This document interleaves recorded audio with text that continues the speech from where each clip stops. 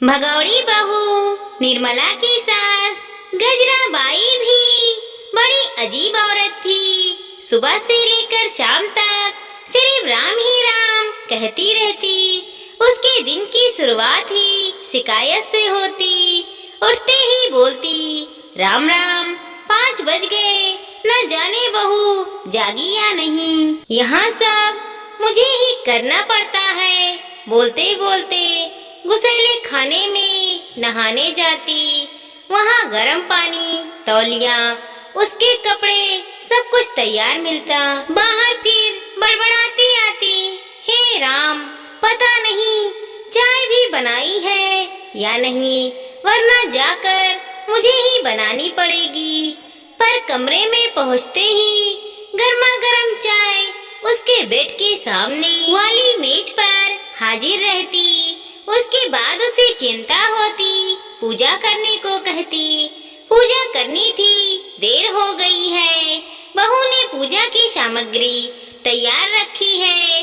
वहाँ पूजा के घर में सब कुछ तैयार ही मिलता, पर उसे बड़बड़ाते रहने की बहुत बुरी आदत थी। वो बड़बड़ाने से बाज नहीं आती। निर्मला घर का सारा काम निपटा कर हर रोज लंबा सफर तय करके ट्रेन में धक्के खाकर अपने काम पर चली जाती।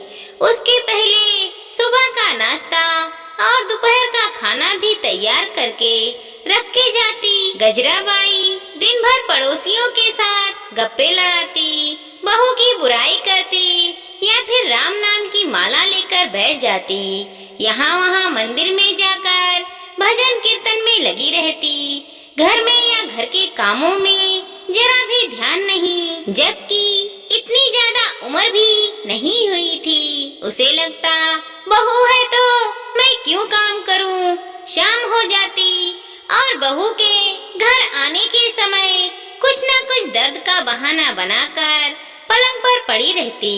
शुरू में निर्मला को सच लगता था, पर कुछ ही दिनों में उसकी पोल खुल गई। पर पति देव इस बात को कैसे माने। उनको तो अपनी माँ साक्षात देवी लगती। उनको अपनी माँ ही प्यारी है ना। फिर बीबी का सच भी उन्हें कड़वा लगता है। रोज शाम को थकी हारी घर आते समय जरूरत की चीजों का बोझ ढोती आती और बिना एक पल गंवाए फिर शुरू हो जाती। रात के काम की जंग की शुरुआत चाय से लेकर होती और पूरा खाना तैयार करके सास और पति को खिलाने के बाद कपड़े बर्तन चूल्हा चौका आदि की सफाई के बाद कहीं वो खाना खा पाती। रोज उसके पति के लिए स्त्री के कपड़े तक तैयार रखना पड़ता। यह सब होते होते आराम से 11 साढ़े 11 बज ही जाते। तब कहीं वो सो पाती।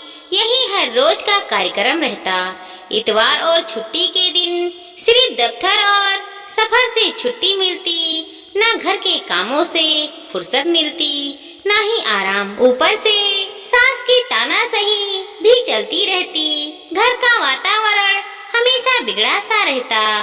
पति इन सब से बचने के लिए दोस्तों के साथ हर इतवार को कहीं न कहीं चला जाता और निर्मला यहाँ अशांत वातावरण में घुटकर रह जाती। पति को उसकी कोई चिंता नहीं। रोज सब काम अपने आप होते रहते थे।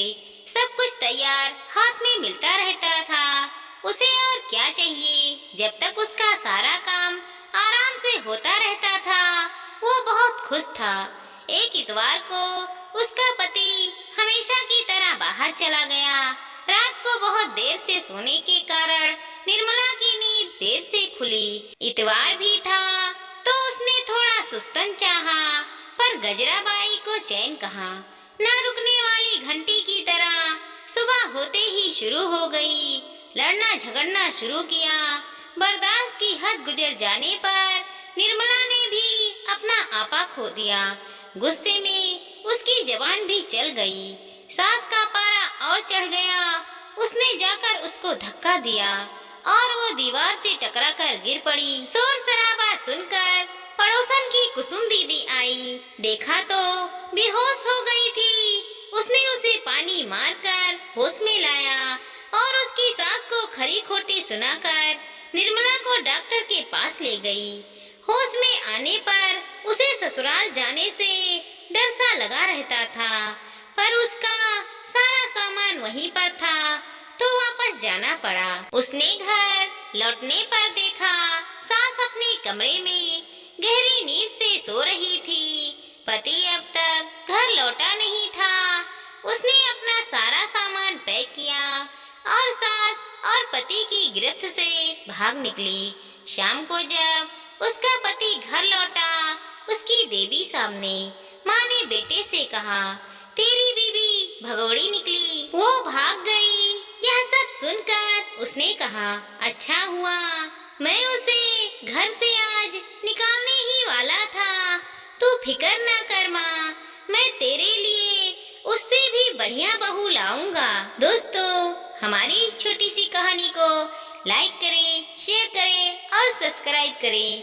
साथ ही साथ मिलते हैं अगले वीडियो के साथ। तब तक के लिए धन्यवाद दोस्तों।